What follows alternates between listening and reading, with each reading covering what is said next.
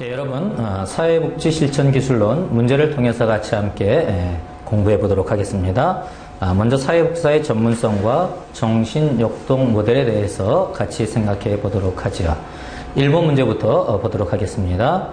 사회복지 실천의 과학적 기반으로 거리가 먼 것은, 우리가 사회복지 실천의 기반을 이야기할 때 과학적 기반, 예술적 기반 이렇게 두 가지 분류해서 이야기하고 있죠. 어떤 지식에 관련되어진, 과학성에 기초한 지식에 관련되어진 이야기를 하고 있으면은 과학적 기반이다 라고 이렇게 이야기할 수가 있고요.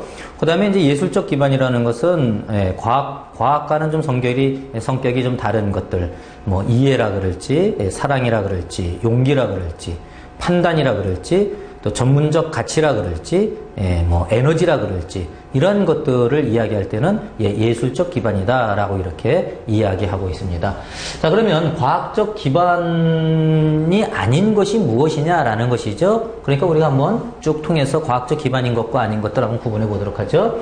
1번, 사회적 조건과 사회 문제에 대한 지식을 갖는다. 지식이라는 걸 이야기하고 있잖아요. 과학적 기반을 이야기하고 있죠. 그러니까 맞습니다. 동그라미 쳐주세요. 정답 아닙니다. 3번부터 보도록 하죠. 다양한 체계 상황의 상호 관련성에 대한 이해와 이러한 상황에 처한 인간에 대한 이해, 상황에 대한 이해, 인간에 대한 이해, 이게 바로 환경에 대한 지식, 인간에 대한 지식을 이야기하고 있죠. 따라서 이것도 과학적 기반을 이야기하고 있습니다. 동그라미 쳐주시고요. 정답이 아닙니다. 자, 전문직으로서의 기능과 책임, 혜택을 이해한다. 전문직으로서의 기능과 책임, 혜택을 이해하는 것, 이러한 것이 과학적 기반과 연결되어져 있는 것이죠. 맞습니다. 동그라미 쳐주시고요. 지식과 이론을 활용할 수 있다. 지식과 이론을 활용하는 것 자체가 과학적인 그런 활동이 되어지잖아요. 역시 과학적 기반이다라고 이야기할 수 있습니다. 동그라미 쳐주시고요. 자, 2번으로 가서 우리가 한번 지문을 살펴보도록 하지요. 사회복지사는 클라이언트의 상황을 판단할 경우 분석적 반성적인 동시에 결과에 대한 개방성을 유지해야 한다. 자, 여기에서 보니까 어떤 것을 이야기하고 있습니까? 어떤 판단, 이런 것들을 이야기하죠. 판단이나 가치나 어떤 에너지, 이런 걸 이야기할 때는 무슨 기반이라고 말씀드렸습니까? 예술적 기반이다 라고 말씀드렸죠. 따라서 요 2번은 과학적 기반이 아니라 예술적 기반을 이야기하고 있습니다. 따라서 과학적 기반으로 거리가 먼 것 2번, 이렇게 우리가 생각해 볼 수가 있겠습니다. 자, 2번 문제. 사회복지 실천에서 전문적 특성으로 옳지 않은 것, 이렇게 이야기하고 있습니다. 자, 그러면 밑에서부터 한번 쭉 살펴보도록 하죠. 사회복지 전문직 속성은 지역사회의 이익을 중시한다. 사회복지라는 것은 지역사회라는 것을 떠나서 생각할 수가 없는 게 사회복지입니다. 따라서 사회복지 전문직은요, 지역사회의 이익이라는 것, 이 관점을 놓쳐서는 안 되겠죠. 따라서 이것은 맞습니다. 동그라미 쳐주세요. 거리가 멀다라고 볼 수가 있습니다. 4번, 사회복지 실천의 전문성은 과학적 요소와 예술적 요소가 기반이 되어야 한다. 앞선 문제에서 이미 우리가 다뤘죠. 과학적 기반, 예술적 기반이 함께 어우러져서 사회복지 실천이 이루어진다라는 것 맞습니다. 동그라미 쳐 주십시오. 자, 3번 문제. 사회복지 실천의 예술적 요소는 열정과 용기 등이 있다. 과학적 기반은 과학성을 이야기하는 어떤 지식과 연결되어졌다라고 이야기한다면 예술적 이 기반은 열정, 용기, 판단 뭐 이런 것들 이야기한다 그랬잖아요. 맞는 거네요. 예술성을 이야기하고 있습니다. 동그라미 쳐 주시고요. 사회복지 실천의 과학적 요소는 사회적 현상에 대한 지식을 말한다. 지식 말하는 거 과학성 맞죠? 동그라미 쳐주시고요. 자, 그럼 1번에 대해서 우리가 한번 보도록 하죠. 사회복지 실천의 과학적 요소가 예술적 요소보다 더 중요하다? 어느 게 더 중요할까요? 어느 게 더 중요하다, 덜 중요하다, 이렇게 이야기할 수 없다는 것이죠. 과학적 이 기술을 중요시 여겨서 예술성을 무시하면은 인간미가 없이 기계적인 그러한 일들이 되어지는데, 사회복지가 사람을 대상으로 하는 것인데 인간미가 없는 모습이 되어서는 안 되겠죠. 반대로 예술성에 기초하고 과학성을 무시한다 그러면 어떤 이 사회복지 실천에 있어서 전문성이나 책임성 같은 것들을 사실은 생각해 볼 수 있겠습니까? 없겠죠? 따라서 과학적 기반, 예술적 기반 이 두 가지가 서로 조화롭게 활용되어지는 것이 사회복지 실천이다라고 이렇게 우리가 정리해야죠. 과학적인 게 예술적인 것보다 앞선다 뭐 이런 식으로 이야기하는 것은 위험하다라고 이렇게 우리가 한번 정리를 해 볼 수 있겠습니다. 3번 서비스의 혜택을 받지 못하는 클라이언트가 서비스를 받을 수 있도록 서비스를 확대 및 제공을 돕는 역할을 하는 것은 무엇이냐 이렇게 이야기하고 있습니다. 자, 여기서 우리가 생각할 것은 무엇입니까? 예, 사회복지사가 여러 역할들을 하는데 역할마다 불려지는 게 달라진다는 것이죠. 자, 그럼 여기에 나와 있는 것들만 가지고 한번 이야기해 봅시다. 교사는 어떤 역할을 하는 겁니까? 교사는 무언가를 가르치는 역할을 할 때 교사의 역할이다 라고 이렇게 이야기할 수 있죠. 따라서 부모 교육을 한다 그럴지 이런 것을 할 때는 교사의 역할을 하는 거예요. 자, 중개자라는 것 영어로 하면 뭡니까? 브로커죠. 예, 사회복지사는 브로커입니다. 우리가 브로커라는 말이 좋지 않은 어감으로 많이 쓰지만 사실은 중개자라는 그러한 표현일 뿐이에요. 그리고 사회복지직은 가장 중요한 역할 중에 하나가 바로 이 브로커의 역할입니다.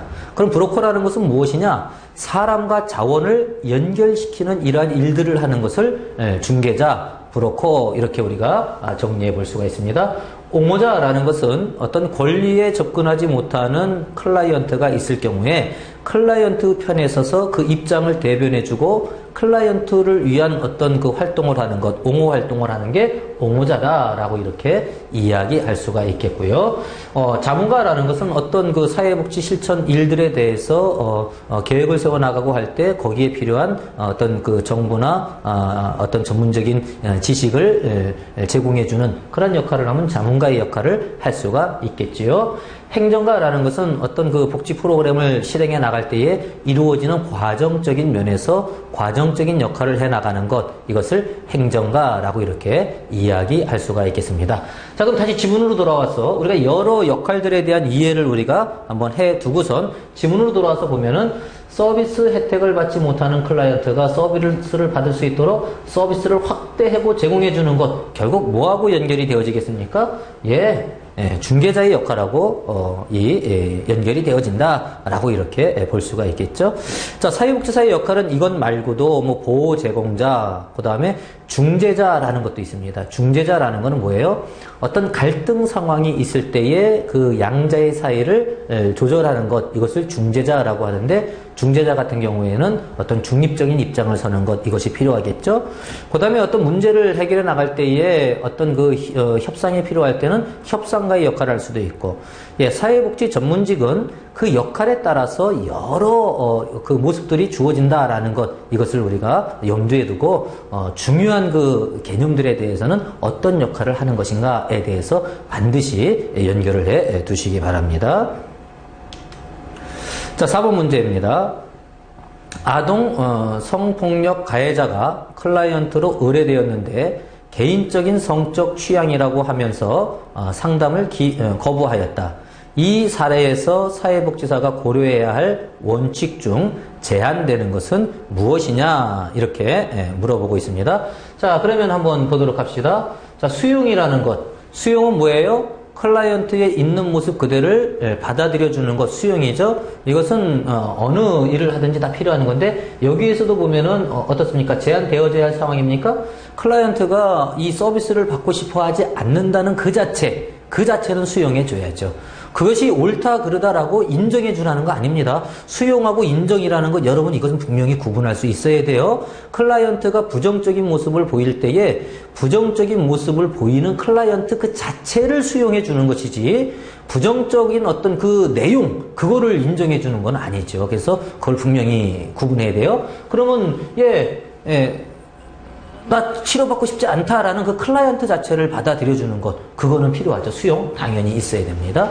자, 비심판적인 태도. 비심판적인 태도는 클라이언트에 대해서 어떤 판단적인 것을 하는 게 아니죠. 이것은 사회복지사가 가져야 할 전문적인 기술 중에 중요한 것 중에 하나요. 이것도 맞아요.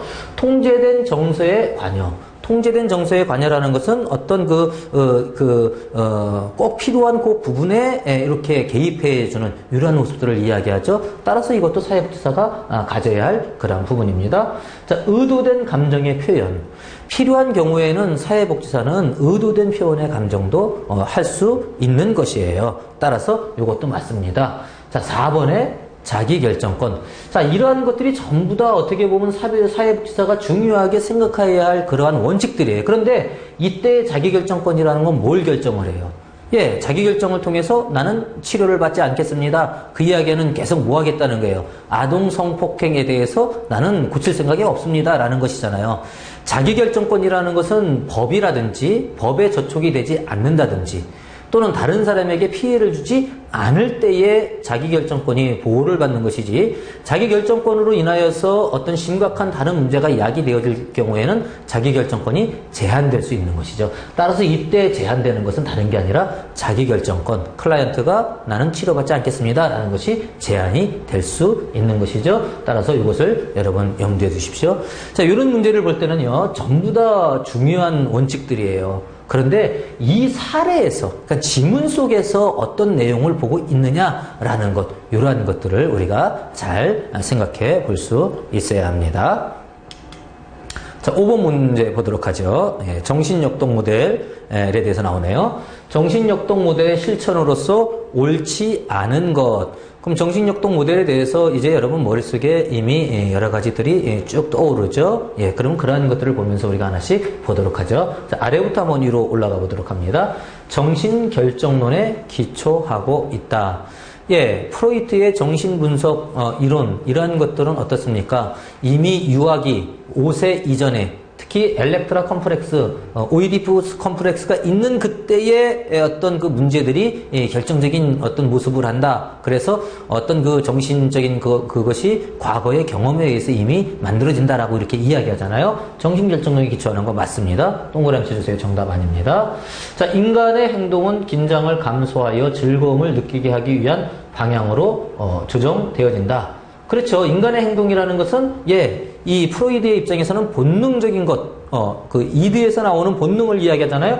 본능을 뭘 이야기해요? 어떤 즐거움을 느끼게 하는 그러한 것을 이야기한단 말이죠. 그래서 긴장을 감소하고 즐거움을 찾아가려는 쪽으로 나오게 된다는 것 역시 프로이트 입장에서의 이야기입니다. 맞습니다. 동그라미 쳐 주시고요. 정답 아닙니다.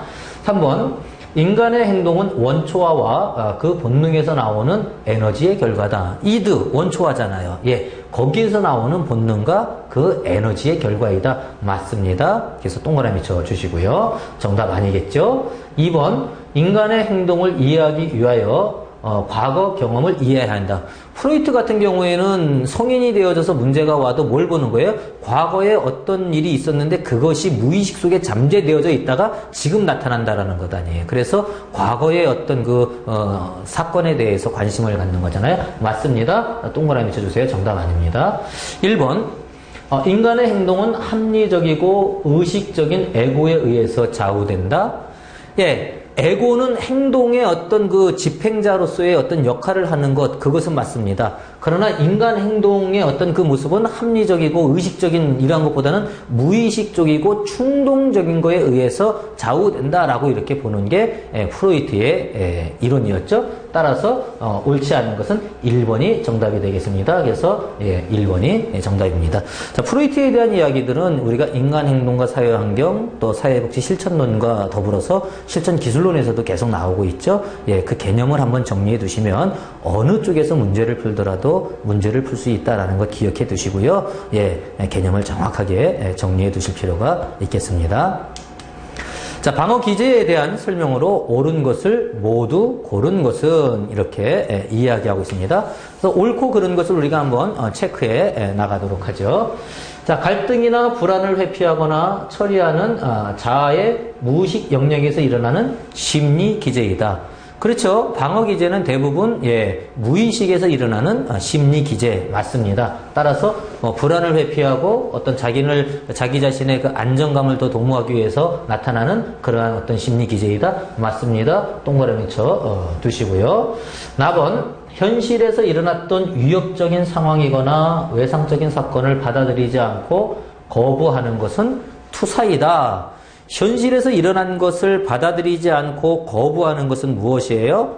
그것을 투사다라고 이렇게 이야기하지 않고 부정이다라고 이렇게 이야기하죠. 따라서 어떤 방어 기제의 종류에 대해서 투사가 아닌 것이죠. 자, 그럼 여러분 투사는 무엇을 이야기합니까? 자, 투사라는 것은 아예 여러분 머릿속에 그냥 공식처럼 한번 생각하시는 게 좋을 것 같아요. 투사는 남의 탓을 하는 게 투사죠.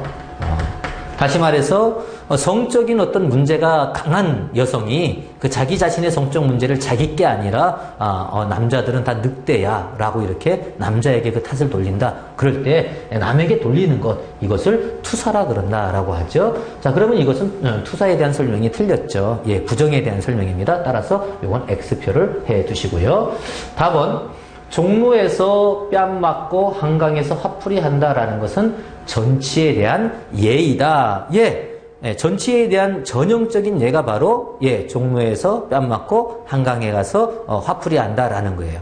전치는 실제에 있던 어떤 대상에게 향하던 감정을 다른 대상에게 보이는 것, 이것을 전치라고 합니다. 따라서 전형적인 어떤 전치를 들고 있습니다. 맞습니다. 동그라미 쳐두시고요. 방어 기제는 부정적인 것이다.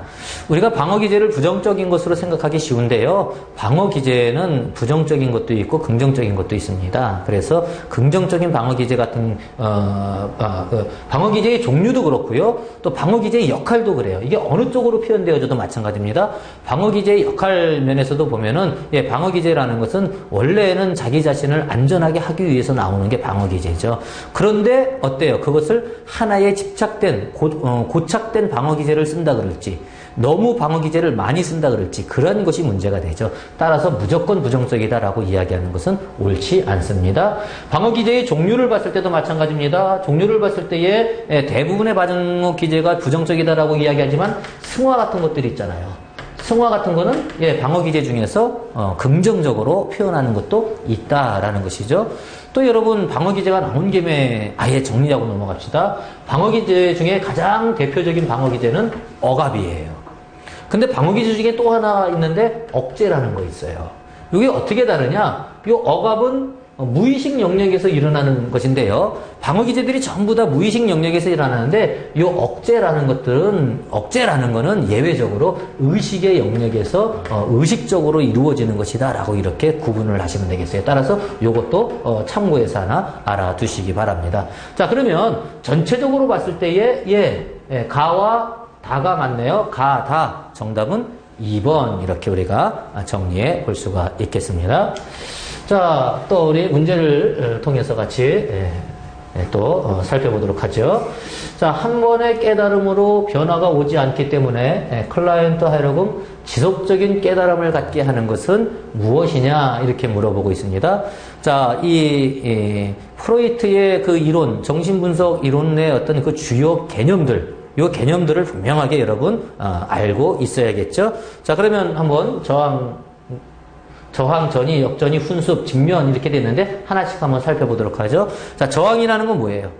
클라이언트가 치료에 대해서 방해하는 그러한 모습을 저항이라고 이렇게 이야기합니다. 그래서 저항이라는 것은 반대를 한다 그랬지, 또는 관심을 보이지 않는다 그랬지, 그다음에 엉뚱한 대답을 한다 그랬지, 이러한 것들이 전부 다 저항이다라고 이렇게 볼 수가 있습니다. 그래서 치료에 어떤 그 반대를 하는 것, 이것을 저항이다. 전이라는 것은 뭐예요?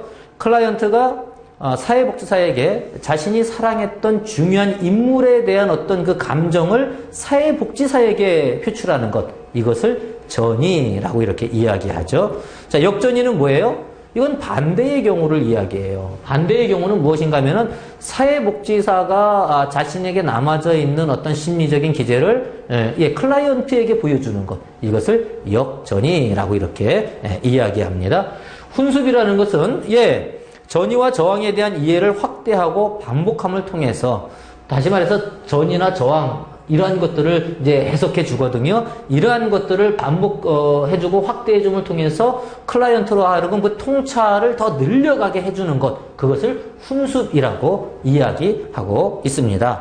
자, 직면이라는 것은 어떤 그 클라이언트가 나타내는 저항이나 부정 행동에 대해서 부딪히게 하는 것이죠. 이것이 직면이다라고 이렇게 이야기할 수 있습니다. 자, 그러면 한 번의 깨달음으로 변화가 오지 않기 때문에 클라이언트하고 지속적인 깨달음을 얻게 하는 것? 예, 저항 해석이나 전위 해석을 통해서 통찰을 얻는데 이러한 통찰들을 자꾸 깨닫게 하는 것 무엇이라고 그랬어요? 훈수비라고 그랬잖아요. 예, 정답은 4번 이렇게 정리할 수가 있겠습니다. 자, 다음 A의 행동에 유용한 개념은 무엇이냐라고 이렇게 이야기하고 있습니다. 자, 그러면 이 A가 이 사례에서 나타나는 A가 보이는 행동이 무엇인지 한번 보도록 하죠. 사례 관리자들은 A 사례 관리 팀장의 슈퍼비전에 불만이 많다. 누가 A예요? 예, 사례 관리 팀장이 A네요. 다른 사례 관리 대상자들에게는 허용되지 않는 행동이 B 클라이언트에게만 항상 예외이다. 서비스 이용 규칙이나 계약을 이행하지 않는 B의 불성실한 행동에 대해 기회를 줘야 한다. 알코올 중독자인 아버지에게 당한 학대의 후유증이다. 당해보지 않은 사람은 모른다고 자신의 경험을 예로 들며 B를 감싸기만 한다. 자, 이게 아주 결정적으로 나타나는 사회복지사의 어떤 그 해결되지 않은 그러한 감정적인 문제가 누구에게 나타나는 거예요? 예, 클라이언트에게 보여주는 그러한 모습이잖아요. 다시 말해서 예, 이 사례관리 팀장이 자기가 알코올 중독이었던 아버지 밑에서 있었던 사람이란 말이죠. 그러다 보니까 알코올 중독자 아버지에게 당했던 걸 자기가 너무나 잘 아니까 자기의 감정이 지금 클라이언트에게 이입되고 있잖아요. 이것을 뭐라 그래요? 클라이언트가 중요한 사람에 대한 감정을 사회복지사에게 보이는 것을 전이라 그랬다면 사회복지사의 감정이 클라이언트에게 나타나는 것을 역전이라고 이렇게 이야기했잖아요. 따라서 전형적인 역전이에 대한 설명을 하고 있다라고 이렇게 우리가 볼 수가 있습니다. 예, 역전이에 대한 이야기다라고 이렇게 우리가 생각해 보시면 되겠습니다. 자, 정신역동 모델을 적용하기에 적당한 사례가 아닌 것 이렇게 이야기하고 있습니다. 자, 그러면 한번 보도록 하죠. 가번, 통찰력이 있는 사람.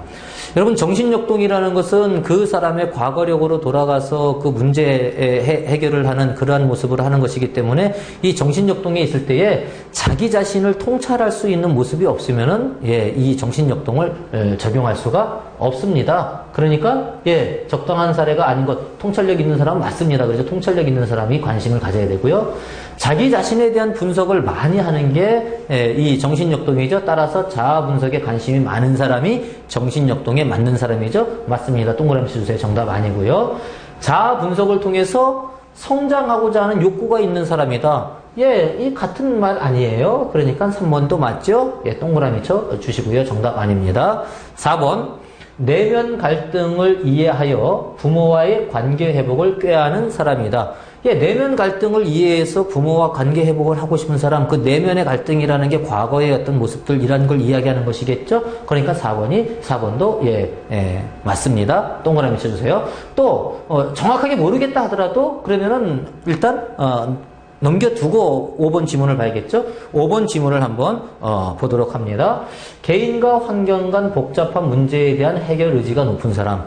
여러분, 정신역동 이론이 환경에 대한 그 요인을 봅니까? 안 봅니까? 개인의 무의식에 대한 것을 주로 보는 게 정신역동이잖아요. 예, 환경에 대한 것을 보는 게 아닙니다. 개인의 환경과 환경 간의 복합적인 문제? 예, 이러한 것을 보는 것은 예, 심리 사회 모델이지 프로이트의 정신 분석 모델이다라고 보기가 어렵다라는 것이죠. 따라서 5번은 심리 사회 완전히 다른 것을 이야기하죠. 따라서 4번이 좀 모르겠다 하더라도 예, 넘어갈 수 있고요. 5번이 분명하게 틀린 것을 이야기하고 있다라고 이렇게 이야기할 수 있네요. 정답은 5번이 되겠습니다. 자, 다음 중 프로이트와 정신분석 모델에 관한 내용에서 옳지 않은 것은 어떤 것이냐 이렇게 이야기합니다. 자, 그럼 프로이트하고 정신 모델에 대해서 잘못 이야기하는 걸 고르는 거죠. 아래부터 한번 보도록 할까요? 어떤 한 가지 자아 방어 기제를 지나치게 사용하는 것은 정신건강에 좋지 않다는 것을 강조한다. 맞는 표현이죠. 자아 방어 기제라는 것이 그게 부정적인 건 아니지만 그러나 한 가지만 자꾸 사용한다 그러면 그것은 문제가 있죠. 맞습니다. 동그라미 주세요. 정답은 아닙니다. 4번. 인간의 행동은 비합리적이고 무의식적인 본능에 의해서 좌우된다. 그렇죠. 예, 정신역동 이 프로이트의 입장은 어떤 그 의식보다는 무의식이 더 중요하다라고 보는 이론이죠. 무의식에 있는 어떤 충동에 의한 것이다라고 보는 것 맞습니다. 동그라미 치세요. 정답 아닙니다. 해결되지 않은 유아기의 무의식적 갈등은 성인기에 경험하는 심리적 문제와 문제의 중요한 원인이 된다. 예, 역시 과거의 그 어떤 어릴 적 경험을 이야기하고 있죠. 맞습니다. 동그라미 쳐주시고요. 무의식적 정신 과정에 대한 의식적 통제력을 증진시키기 위해서 자아를 강화한다. 결국은 해결은 자아를 강화시킴을 통해서 해결을 해 나가는 것이죠. 그러니까 맞아요. 예, 동그라미 쳐주세요. 1번 사회복지 실천 모델인 기능주의에 영향을 미쳤다. 기능주의의 영향을, 기능주의는 인간을 좀 긍정적으로 보는 어떤 이러한 요소들이 강조되는 게 기능주의입니다. 그런데 이 정신역동은 기능주의가 아니라 어디에 영향을 미쳤어요? 진단주의에 영향을 미쳤죠. 그래서 진단하고 처방을 하는 이러한 것에 관심을 갖는 진단주의에 영향을 미쳤다. 1번이 틀렸다라고 이렇게 볼 수가 있겠죠. 그래서 프로이트와 관계가 먼 것 1번 이렇게 정리해 볼 수가 있겠습니다.